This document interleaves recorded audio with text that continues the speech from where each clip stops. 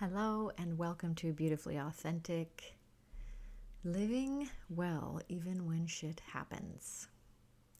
If you have listened to my new and recent podcast, then you've heard me talking about authenticity and what it looks like and how we can live in a way that is a beautiful and authentic way to present in our life, how we can show up for ourselves and the people we love authentically, and how we can live in a way that we will be very proud to have lived when looking back. My name is Cindy. I'm your host. I'm so glad you're here. Please like and subscribe if you haven't already. Let's have a conversation today. And again, in detail, if you want more info, go have a listen to my podcast located both on YouTube and many other formats and platforms to catch up if you like. But I'm going to touch base on what I've been speaking about a little bit there, and that is authenticity and how we want to show up authentically, but not for everybody else, for ourselves. How we must create a life that is true to who we are, despite the obstacles, despite the past, despite everything. Because the most disappointed people that I have worked with, that I have held the hands of as they've passed, and there's been several, the common thread is always, I wish I had. That's the common thread when people go, when people get sick, when people get diagnosed with a very scary illness or a shortened lifetime, or when it's their time to go and they have time before they're passing. The common denominator is always, I wish I had something. But those somethings always relate to something, which is connection, them having been and shown up as themselves, and honest, transparent, close connections. So really what we dial it all back down to is that they didn't feel they showed up authentically in their life.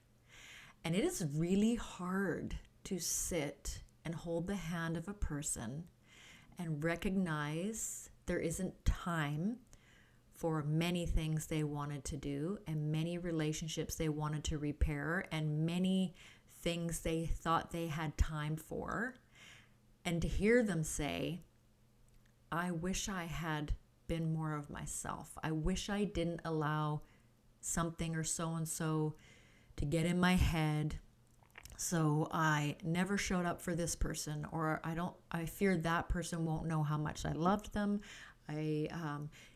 It's always the fear of really not showing up. And really, it's not showing up as yourself. So we hear so many people using the word authentic today. And yes, it's in the title of my brand. But it's because in the end for everyone, if you haven't been your real self, you haven't shown up as your real self, your connections with others have not been real, that is what you most regret when it's your time to go. Or for the individuals left behind, that is what they most regret, is that you didn't have those honest, truthful conversations, connections, and forget about all the pressures, external pressures, and just be you and just connect with others as self and be proud of yourself and really just allow yourself to feel and be connected and go about your life in a way that was very peaceful, very just you. It happens. I've seen it. It hurts. And what I want for you is that you show up as you. You stop hiding. You stop letting external pressures dictate how you're going to show up in this world. You stop the self-chatter and you just show up as you. And if those people that you're concerned about and that you're worried about won't accept you for the you that you are, they're honestly not your people. I know that you hear this, and I know you're probably sick of hearing this, some of you, depending on where you're at in this journey. But tough, man, tough. If you don't show up for you, your body screams at you. Your body goes, no, we're not doing this. And you get things like inflammation, and you get things like arthritis, and you get things that like headaches and gut aches and all kinds of things that are a pre-warning system that you are not showing up as you, that you are stuffing, that you were playing small, that you were hiding, that you were frozen, that you were fearful. Your body just keeps telling on you. And some people get really, really, really good at ignoring that as well. And that is extremely dangerous. We have so many illnesses that are caught too late. And in my opinion, yes, there are many factors, external factors, toxins, all of those things. I am completely aware. I've been researching these things with my girlfriends, my close friends. We research together every week, and we get together and meet and discuss. And I have looked into all of those things too. And yes, toxins are not good, man, and they can really wreck you. But guess what? The message is clear. I have grandparents, and yes, maybe the toxins were a little less then. But okay, my grandparents ate bacon, eggs, beef, Campbell's soup, white soda crackers. For crying out loud, in the end, there was always Fruit Loops, there was always tarts and pastries, there was always cakes, pies, and jellies, there was always sugar, there was always all of these things around. And guess what? My grandparents, they used Tide. They used all of these horrible things that we know are big trouble. And I'm not denying any of that. Please don't go there with me. That's not what this is about. I'm just letting you know that all of those people, including my great-grandfather who lived to 99, and snorted, well, I say snorted because he used to have a snort of whiskey every day. He drank whiskey every day, but he called it a little snort. Give me my little snort of whiskey. That was how he termed that. But what I'm saying is, it's not as simple as we like to make it. We always run off on tangents. Some people are vegan. Some people are non-alcoholic. Some people are no sugar. Some people are low fat. Some people, there's all kinds of things, and you see that, it's easy to access everybody's opinions and ideas, and I'm not denying any of those things or discrediting any of those things. But what I'm saying is, what I don't hear as much conversation about, and I want to hear more conversation about it, and that's what I'm doing here, is that, there's been a lot of people who've had a lot of bad jobs, who took in horrific toxins, and yes, they might have ailments and illness from that. But the majority of folks that were eating the bacon, drinking the whiskey, having a little snort at night, or eating all the sugar, eating all the white flour when it first really became readily processed and things like that, hey, they ate all that stuff. But why and how? Hey, and on top of it, they smoked more than a pack a day of cigarettes with tar and everything else in it. How is it that my grandparents made it so late in life? How did my grandparents live so long when they were filled with the inflammatory, toxic tar and asbestos and all of those things? Do you want to know what I saw? I saw some people who were themselves. I saw some people who, when they were mad, got mad. When they were sad, had a cry. When they were really angry, got angry. I saw some people who were authentic. And anger is not always pretty. Tears are hard to watch.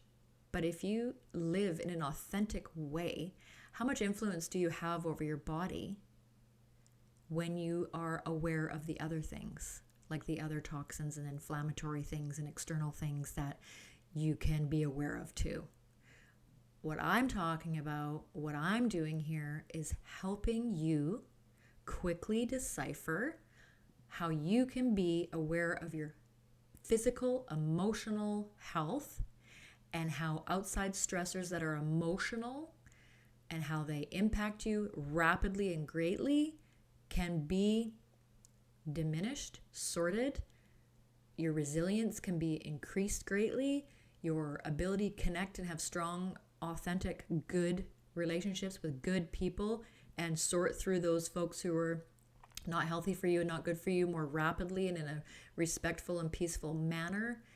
These are the things that we're doing here. These are what my resources are created for. I want to show you and remind you that you have far more power than you think, and it's not just in everything external that you're giving your body access to or consuming. It is more than that. As a matter of fact, I have seen and been privy to and become very aware of people healing themselves when they've changed none of the toxins and the externals. When they've done their interior work, when they've done their inside work, and they're still eating the same stuff, they're getting healing, they're getting better, they're functioning better, their relationships are better. So how do you explain that? I know there'll be lots of explanations, but that's not the whole piece of the pie. If you can control and lessen all of your external stressors and body, the things that you're taking in, like your sugars and your whatever, and you're being very mindful of the way you eat and the way you fuel your body and all these kinds of things, and then you add this piece, it is a win-win situation. And I see a lot about the food, and I see a lot about the toxins, and I see a lot of anger, and I see a lot about war, and I see a lot about women and people's rights and rules. And this is how you really change your own personal life.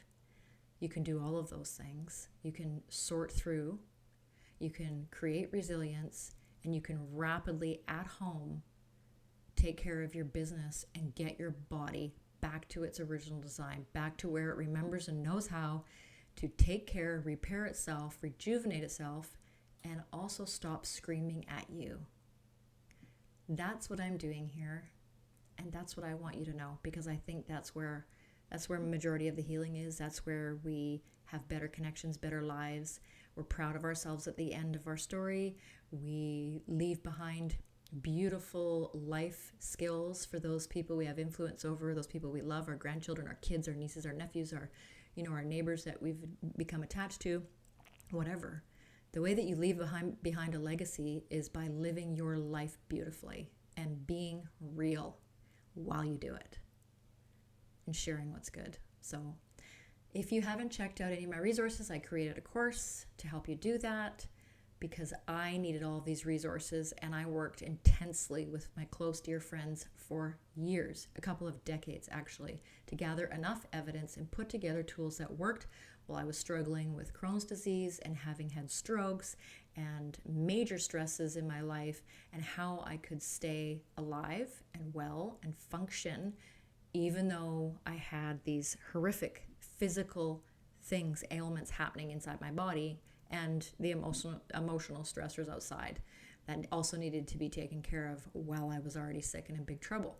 So things that worked for me that I'm sharing with you, so that you can rapidly bump your resilience up, learn how to sort fast, take care of your business.